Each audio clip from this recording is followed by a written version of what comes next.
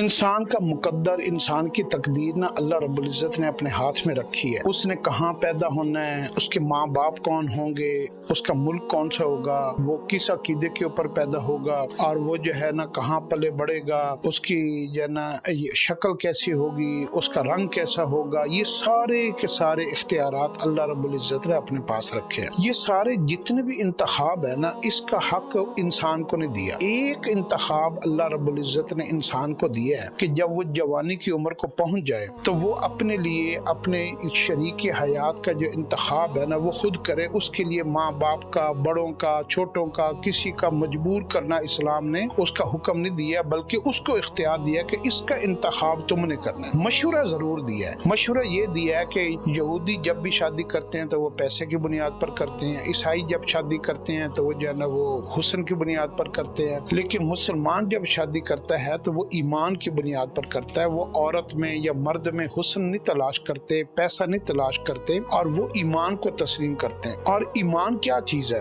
ایمان کہتے ہیں بیسیکلی احساس ذمہ داری، یعنی جو اس بندے کو، جس عورت کو، جس لڑکے کو، لڑکی کو اپنی زندگی گزارنے کے بارے میں وہ سیریس ہوگا اور اس کے اندر سارے مینرز ہوں گے۔ ایمان کے اندر جتنے مینرز ہیں نا وہ ایک خوبی ہیں کہ آپ نے بڑوں کے ساتھ کیسے رہنا ہے، چھوٹوں سے کیسے پیش آنا ہے، آپ نے غربت میں کیسے گزارا کرنا ہے، آپ نے نیکی کیسے کرنی ہے، بدی سے کیسے بچنا ہے، آپ نے اپنی زندگی کو مینیج کیسے کرنا ہے، صبر کیسے کرنا ہے، حوصلہ کیسے کرنا ہے۔ ایمان یہ ساری خوبیاں سکھاتا ہے۔ اس لیے اسلام نے ایک سادہ سا فلسفہ دیا کہ ایمان والوں سے، جن کا ایمان میں تقوی زیادہ ہو، تو اس رشتے کو آپ ترجیح دیا کرو، حسن اور دولت کو ترجیح نہ دیا کرو۔ ہو یہ رہا ہے کہ اب نہ انتخاب جتنا بھی لائف پارٹنر کا ہو رہا ہے نا، چاہے وہ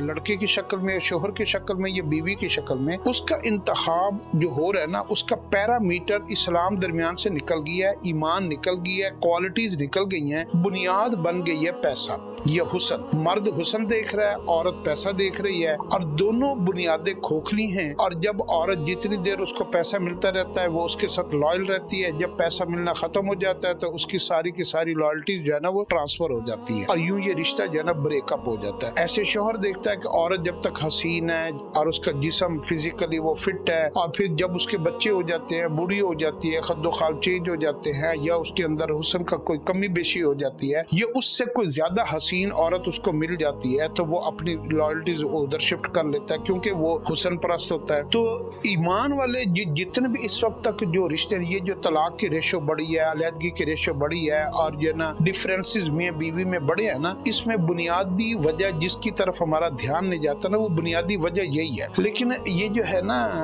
جتنے بھی اس وقت رشتے چل رہے ہیں نا مضبوط، جن کی میاں بیوی کی بانڈنگز ہیں اور ان کے اولاد میں رسپیکٹ ہے اور آپس میں تعلق بہت مضبوط ہے، آپ اگر اس کے پیچھے جائیں گے نا تو آپ حیران ہو جائیں گے۔ اس کے پیچھے ان کو سب سے مضبوط جو وجہ ملے گی نا، اس میں عورت اتنی حسین نہیں ہوگی، خامد جو ہے نا اتنا مالدار نہیں ہوگا، ان کے اندر جتنے بھی ویلیوز ہوں گی نا، رسپیکٹ ہوگی، وہ ان کے ایمان، اسلام اور ان کے خاندانی پس منظر کہ وہ پیسہ، دولت، حسن اور ان چیزوں کو جو ہے نا وہ ترجیح دینے والے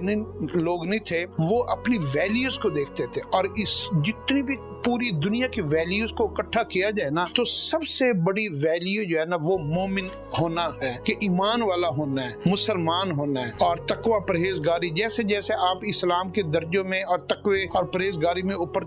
جاتے جائیں گے تو آپ کی ویلیوز اسلام آپ کو اپ گریڈ کرتا جائے گا۔ تو اس لیے جو ہے نا آپ اگر جتنے جوڑوں کو خوشحال دیکھیں گے، جن کی اولادیں کامیاب ہوئیں اور بڑے فرما بردار نکلی اور قابل بنی، اور ان کے گھروں میں سکون ہے، تھوڑوں پہ اوپر گزارا ہے، جھگڑے کم ہیں، ان میں قتل و غارت نہیں ہے، نفرتیں نہیں ہیں، علیحدگیاں نہیں ہیں، تو یہ ان میں سب سے زیادہ آپ کو پوری دنیا میں تو جو تعداد ملے گی نا وہ ایمان والوں کی ملے گی۔ اس لیے مسلمانوں میں جو